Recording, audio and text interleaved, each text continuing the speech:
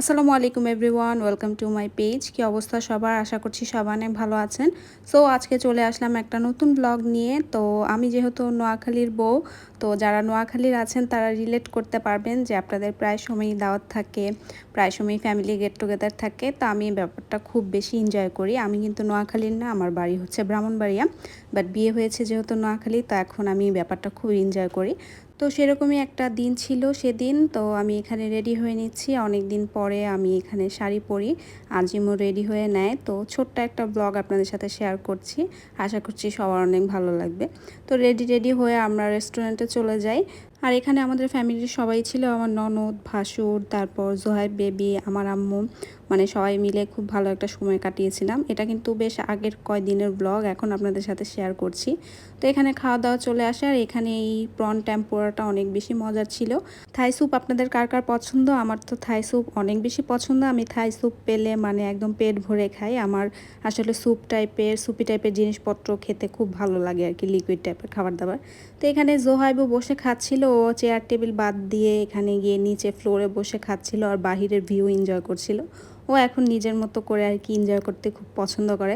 এখন ওকে আর আমরা কোলে টোলে নিয়ে রাখতে পারি না, ও থাকতেও চায় না।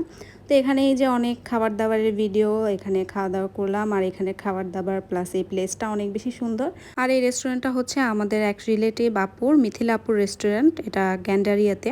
তো এখানে খাবার দাবার, প্লেস, তারপর সব কিছু মিলে আর কি আমাদের খুবই পছন্দ। আর এখানেই তো কেক নিয়ে এসেছিলো আমার ছোটো মামি শাশুড়ি, আমার ছোটো মামি শাশুড়ি, মেজো মামি শাশুড়ি, তারপর খালামুনি মানে খালা শাশুড়ি, সবাই ছিল। সবাই মিলে খুব ভালো একটা সময় কাটিয়েছি। আর এখানেই তো বাচ্চারা তো কেক দেখে অনেক বেশি এক্সাইটেড হয়ে গেছে। তো ছোটো মামি এখানে বাচ্চা বাচ্চা সবগুলোকে নিয়ে একসাথে কেক কাটছিল, মানে লিটারেলি সবাই এক্সাইটেড হয়ে গেছে কে রেখে কে কেক কাটবে। তো মামি সবাইকে নিয়ে কেক কাটলো। আর আসলে সবাই একসাথে হয়েছে, অনেক গল্প আড্ডা, যার কারণে এত একটা ভিডিও নেওয়া বা ব্লগ আমি করছিলাম না, আমার কাছে একটু আনকমফোর্টেবল লাগছিল। আর এখানে মুরব্বীরা সবাই ছিল, তো সবাই তো আসলে ক্যামেরার সামনে আসতেও চায় না, সব মিলে আর কি আমি বেশি একটা ভিডিও করিনি। তারপর বাসায় চলে আসি, আর এখানে কেক নিয়ে এসেছিলাম, আর কেকটা আমার অনেক বেশি মজা লাগে, যার কারণে বাসায় এসে আবার এত বড় একটা পিস নিয়ে বসে যাই কেকটা খাওয়ার জন্য। তো এরপর কেক খাচ্ছিলাম, সবাই মিলে আড্ডা দিচ্ছিলাম। এখানে আজিমের কাজিন ছিল, তো ওকে আমরা আবার উনো শিখিয়ে তারপর আমরা খেলা শুরু করি। আর এই যে আমার কার্ডের অবস্থা, জাস্ট 2টা কালার পেয়েছি। মানে আমার উনোর কথা আর কি বলবো, দুঃখের কথা আর প্রতিদিন বলতে ভালো লাগে না। তো এই ছিল আর কি আমার ছোট্ট একটা ব্লগ, আশা করছি সবার অনেক ভালো লেগেছে। সবাই কমেন্ট করে জানাবেন।